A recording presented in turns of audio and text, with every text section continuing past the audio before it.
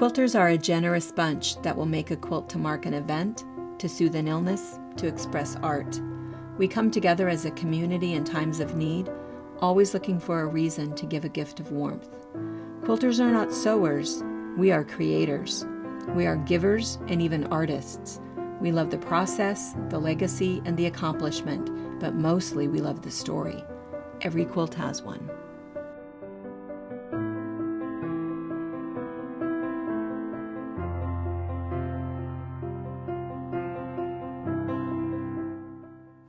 So I can't remember really the name of the quilt, but it was the quilt that we did for the shop hop in 2010. And it was designed by a shop that's no longer open, but it was a shop in Wenatchee. And what I really like about the quilt is it's so unusual for me to make somebody else's pattern. I have so many patterns in my head and so little time to get all of them out of my head and onto fabric that it's almost difficult to do somebody else's, because the whole time I'm working on somebody else's pattern, I am thinking of different ways that I would make it more unique.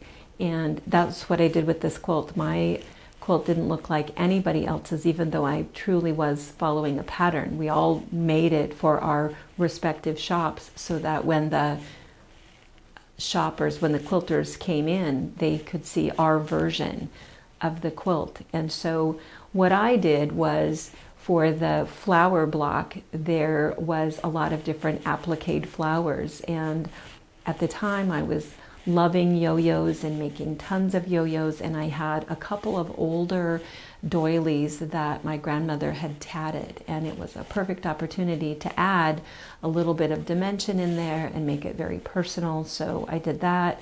And then for the sunflower block, that also looked totally different. I can't even tell you now what the original block looked like, but I thought at the time we were doing different classes and telling people that they could really mix textures and put flannel and batik and cotton all together, and in fact even some wool. So there's some 3D wool petals that are on the sunflower that makes it kind of fun. And even selecting the background print for that block, and there's a little bird in there. I have this strange obsession with birds. I use birds in decoration. I love every fabric that has a bird on it. And oddly, I had never really noticed before, but almost every quilt I've ever made has a bird in it.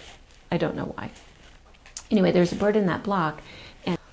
And then there was a lower block, and I don't even remember exactly what that was. It seemed to me that it was almost some flying geese block, but again, I wanted to add more flowers to it, and I wanted to do a pieced background. So I was really happy with this quilt when I got it done, because it was a pattern that I started with. I used the same math. I pretty much did it similarly. I just loved the fact that it was so personal.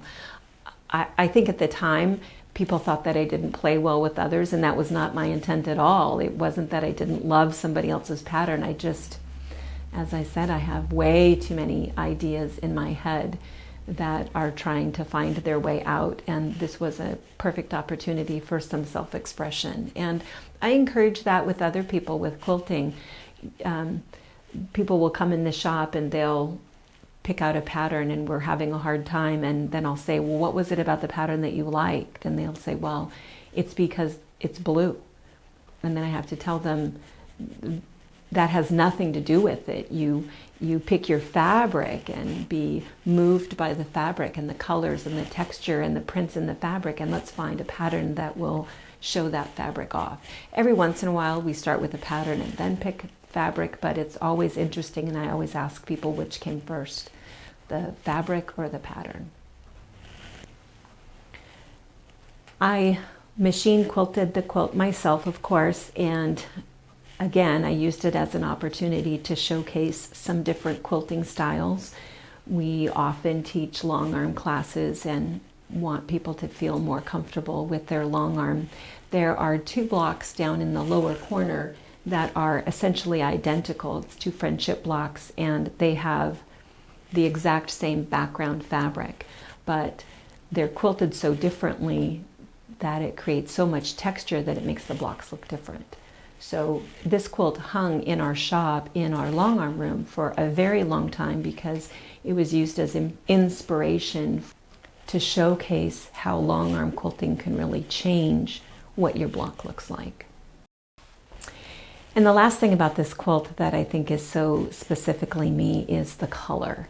I make a lot of very bright quilts, and quilts that we are leaving in the shop, or quilts that we know are going to be on a cover. We do tend to use a lot of bright colors, whether that's orange, pink, red, blue, green, it doesn't really matter. But for me, if the quilt is going to be for me, I do tend to be more earthy, natural, quiet, soft colors. Almost an absence of color. I do like texture. I like stripes and florals and dots. I very seldom use a solid print, but I do like soft and earthy. I think that it's an opportunity to really show off the piecing and the quilting and the techniques and not be as much about the color, because color often takes center stage, and sometimes I just want it to be about something else.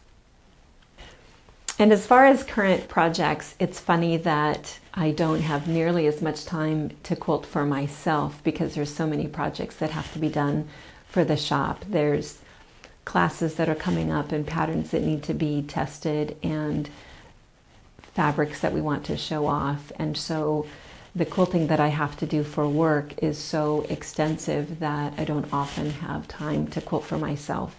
Unfortunately, I sometimes try to put it together.